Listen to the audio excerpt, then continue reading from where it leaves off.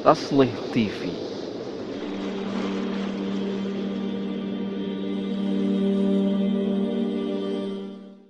Siapapun orang, mungkin dulu juga almarhum Ustadz Jeffrey Al-Bukhari, ya, beliau ana rasa juga pernah mengalami titik-titik seperti ini, di mana kita sudah dakwah, Ustadz, sudah jalan, ya, namun tiba-tiba rasa itu muncul, trigger itu muncul bisa karena permasalahan rumah tangga misalnya, bisa karena permasalahan kehidupan misalnya, macam-macam itu.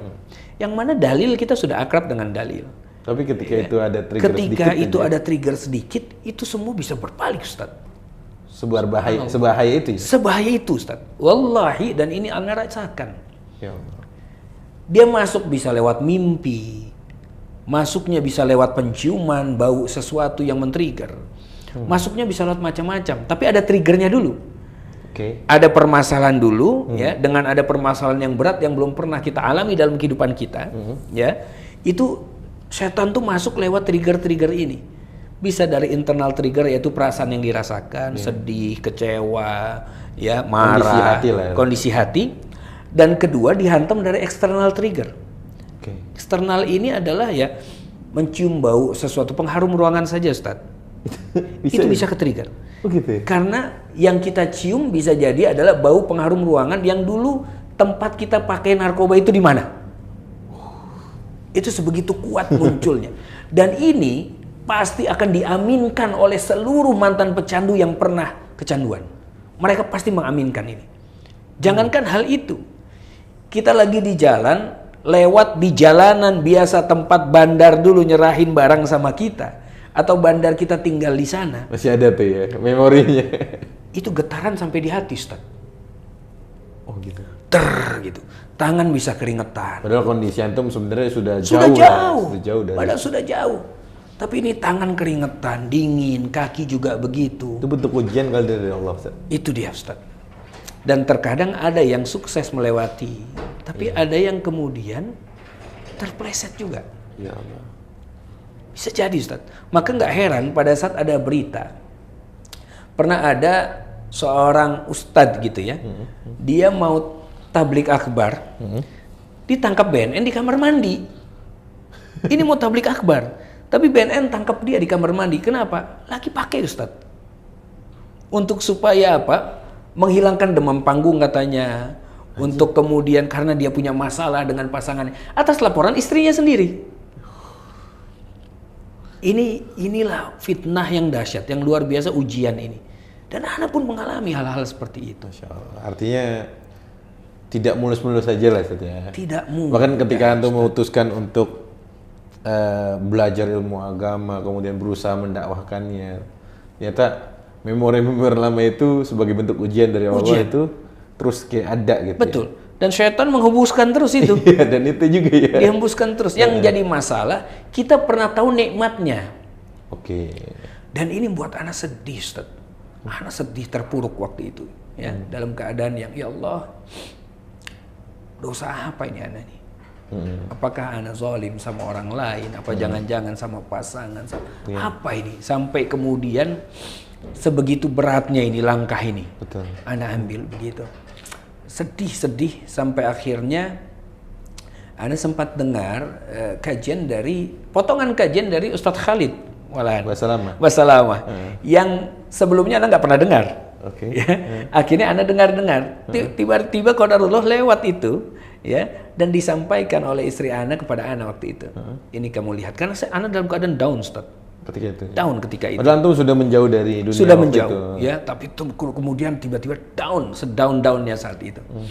Saat itu kajiannya adalah beliau bercerita tentang seorang ahlul badar namanya Abdullah, ya, yang mana Abdullah ini adalah peminum khamar dulunya. Ya, tapi kan ahlul badar kita sudah tahu. Ahlul badar kira-kira tempatnya di surga apa di neraka? Privilege ya, kata Allah, ya ahlul badar, silakan engkau mau ngapain aja di dunia boleh deh. Mau ngapain aja boleh. Qadarullah, ya, suatu waktu pada saat selesai terjadi pertempuran dan lain-lain, Rasulullah perintahkan Abdullah ini cari ghanimah. Carilah begitu ya. Masuklah di gudang-gudang, ya ini gudang Yahudi nih.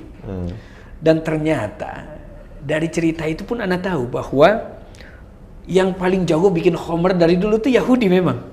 Gitu. Sampai sekarang Ustaz. Sampai sekarang. Jadi jenis-jenis minuman sekarang itu pun yang bikin Yahudi itu. Oh.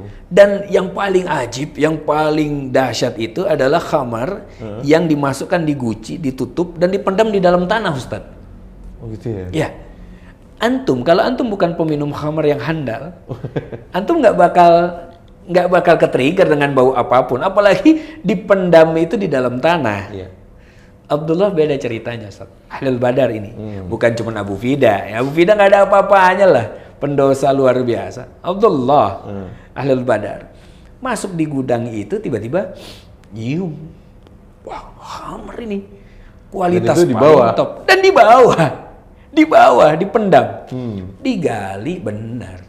Ketemu Ustaz beberapa guci di sana. Karena ya itu yang Anda katakan tadi. Kalau orang yang belum pernah merasakan, belum menjadi pelaku, tidak akan paham. Nggak akan paham rasanya.